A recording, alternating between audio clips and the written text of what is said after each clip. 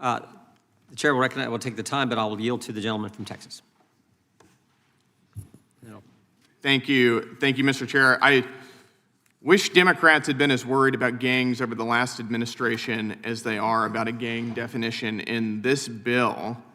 Because of Democrat policies, Tren de Aragua has an established presence from coast to coast in our country. Nearly every single day, we hear stories about the terror wrought by these heinous criminals.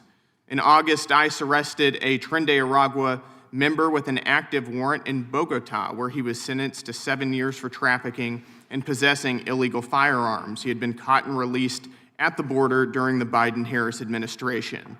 In May, ICE arrested multiple Tren de Aragua members who were involved in a mass shooting at a Chicago house party last December.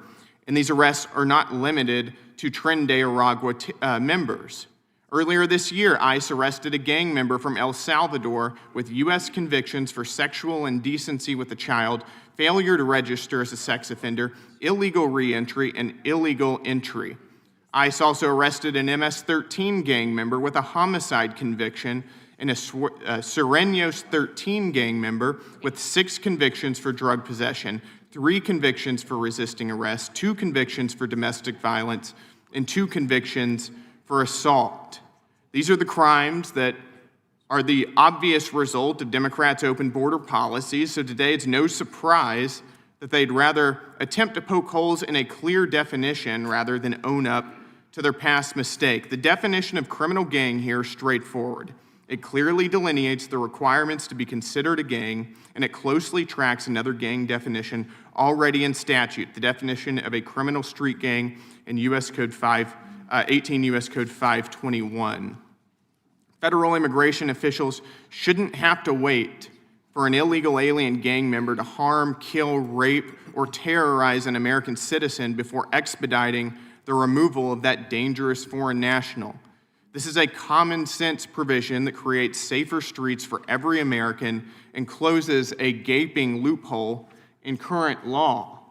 But if we want to talk about how these determinations are often being made, we hear rhetoric about gang tattoos. Let's look at this gang tattoo here. 666 on the forehead of an illegal alien, Antonio Israel Lazo Quintanilla. I simply do not want an illegal alien with 666 tattooed on his forehead in my country, and I don't think that most Americans would disagree with me there. As we've talked about earlier, this law does comport with due process. There are opportunities for illegal aliens to appeal decisions, deportation decisions, but if Democrats would like to explain why this illegal alien with 666 tattooed on his forehead should be given free rein in the interior of our country, they are welcome to. And with that, Mr. Chair, I yield back. Gentleman yields back.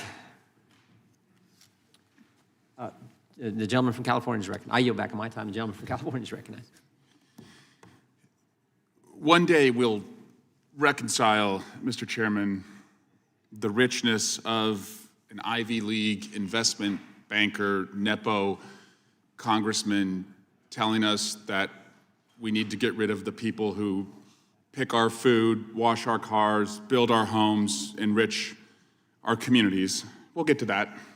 But today, this legislation is about making it easier for ICE to remove more of our friends and neighbors. And I guess the question I have is it really that hard for you right now?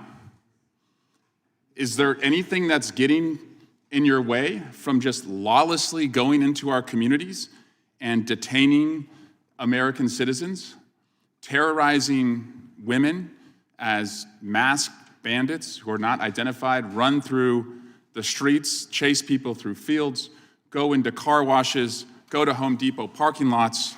Like, are you having a difficult time just ripping people away from their families, and you think you need more abilities to do it?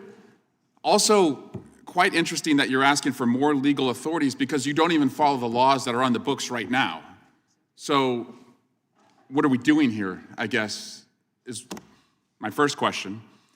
But The American people are telling you, get the hell out of our homes, our streets, and our lives. And I want to play a video, Mr. Chairman, that illustrates that. I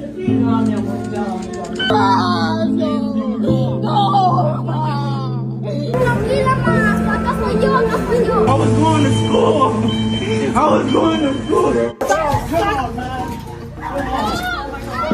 When the spray hit Veraza on the side of his head. Mama, you okay, Mama? You okay? Are you okay?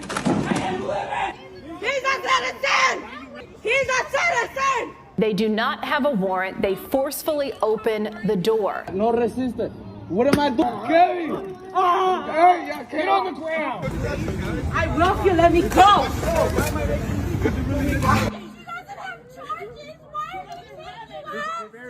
Get back, I'm gonna shoot you. You're gonna what? You're gonna shoot me?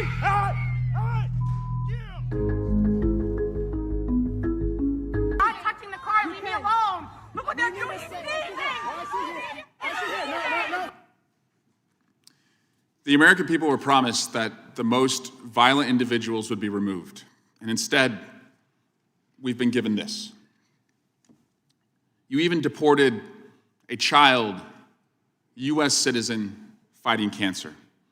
You deported Miguel Lopez, my constituent, who's been in the country for almost 30 years, worked at a local winery, sent his kids to the high school in my hometown,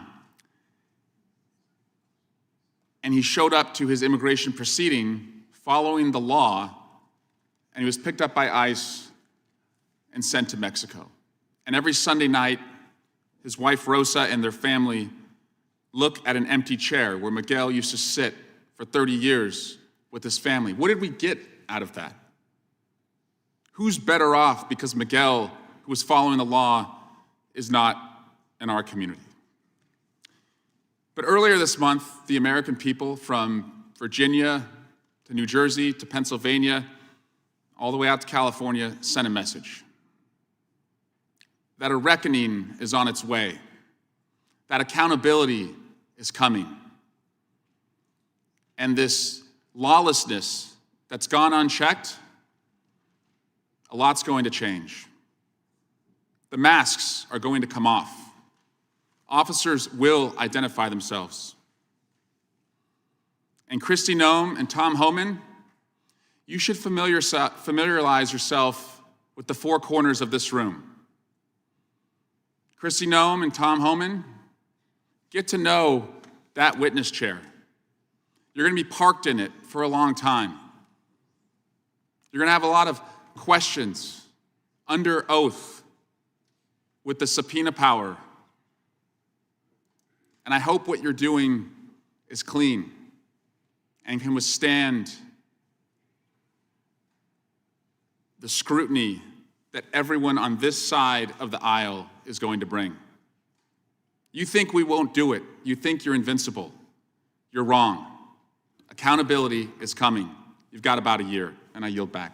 Gentleman yields back. The committee will stand, we'll come to you when we come back. We're going to have to stand in recess because we have a bill on the floor that Mr. Raskin and I have to manage.